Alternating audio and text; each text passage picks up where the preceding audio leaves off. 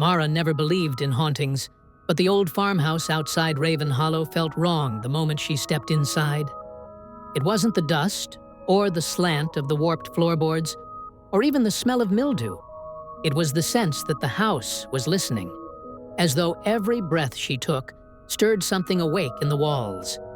She was only meant to stay one night, just long enough to catalog the estate for the Historical Society. The previous owner, a reclusive woman named Eleanor Ward, had died alone. The neighbors claimed she'd gone strange near the end, whispering to empty corners and leaving food out for unseen guests. Mara brushed off the stories until night fell. She sat at the kitchen table sorting through Eleanor's papers when she heard the first knock, not on the door, inside the walls. It was soft at first, 3 taps, deliberate, as though someone were checking to see if she was awake. She held her breath, listening. The house answered with a low creak, like old wood shifting. But the knock came again, louder this time and closer, from behind the cabinets. Mara backed away, telling herself it had to be rodents, maybe raccoons, anything normal. Then came a whisper. Not a voice exactly, more like breath sliding across her ear. A hush that froze her, heavy with intention.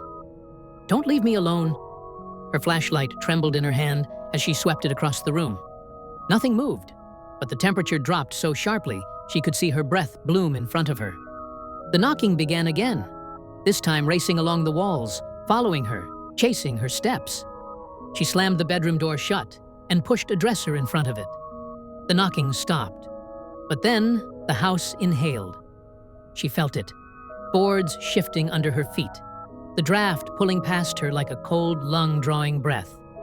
And from the darkness beneath the floorboards, something whispered her name. That night, Mara didn't sleep. At dawn, Mara decided to leave. No job was worth spending another minute inside a house that talked.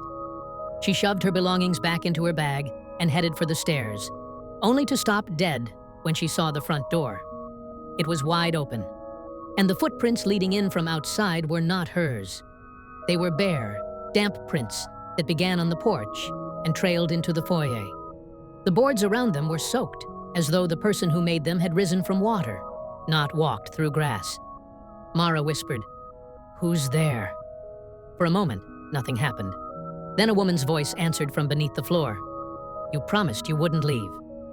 Mara stumbled back as the boards beneath her rippled, not breaking, not lifting, but warping, as though the wood itself was becoming fluid. Something pushed upward from below. Not a hand, not a face, but a shape, human-sized, rising as though surfacing from a deep lake. Eleanor Ward had drowned years before, in the well behind the house, the neighbors had said. The body was never found. Mara's voice shook. "Eleanor?" The presence in the floor stilled. Then it whispered, with trembling relief. "You hear me." The open door slammed shut. Darkness swallowed the room. The well water began seeping through the cracks of the floorboards, spreading cold across Mara's feet. Shapes moved within the rising water, fingers reaching. Not all of them belonged to Eleanor. Dozens of lost voices rose in a whispering chorus, calling her name, begging her to stay, to listen, to join them beneath the floor. As the water climbed her ankles and the voices grew louder, Mara realized the truth. Eleanor had not been alone in the well. And this house was not haunted. It was hungry. Mara scrambled onto a chair as the floorboards darkened beneath the rising water. It wasn't just cold. Its surface shimmered with a sickly sheen, reflecting shapes that didn't exist in the room. Whispers curled around her like fog. "Stay. You hear us. We've waited so long." Mara tried to steady her breath, but the air tasted of damp soil and rot. She reached for her bag, searching for her phone, her keys, anything, but her fingers brushed something she didn't recognize. A small, leather-bound notebook. Eleanor Ward's handwriting covered the cover. "To whoever hears them." Mara opened it with trembling hands. Inside were frantic entries, pages of confessions scrawled in shaky ink.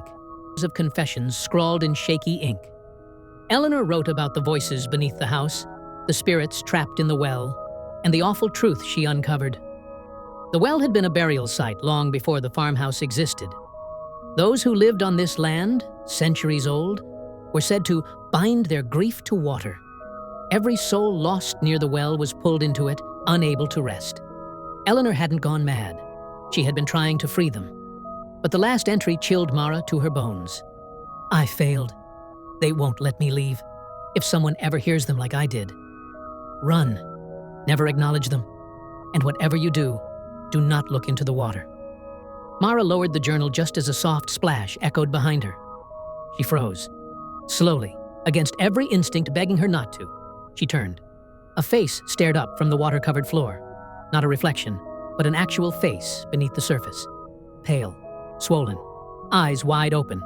Then another surfaced beside it, and another.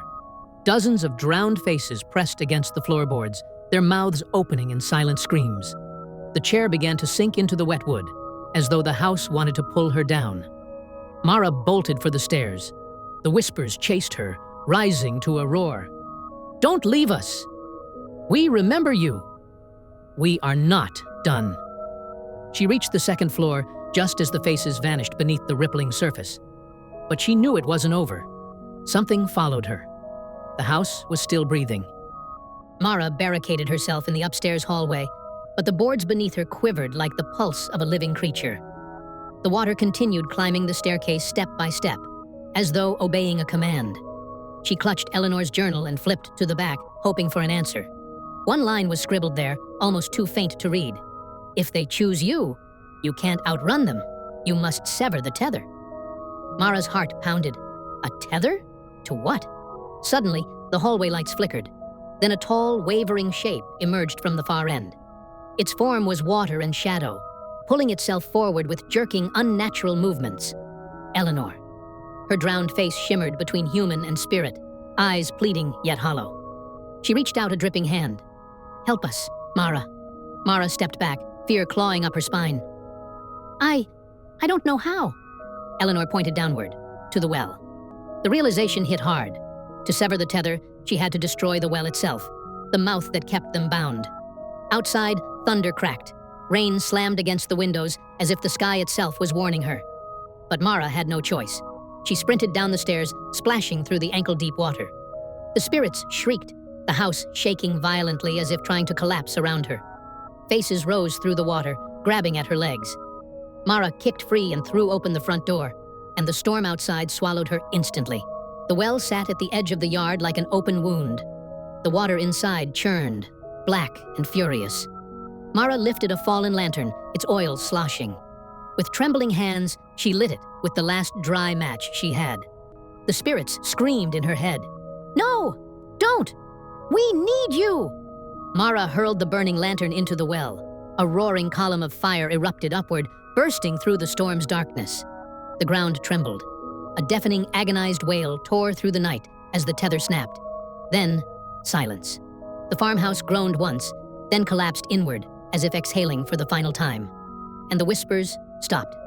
Mara fell to her knees in the mud, rain washing the soot from her hands.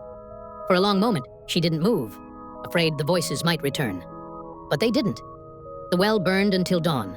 When the flames finally died, the water inside was still. Empty. The spirits were gone. Mara had severed the tether. She never heard a whisper from the walls again. But sometimes, late at night, she dreams of a quiet knock behind the plaster. And she wakes wondering, did she save them? Or set something else free?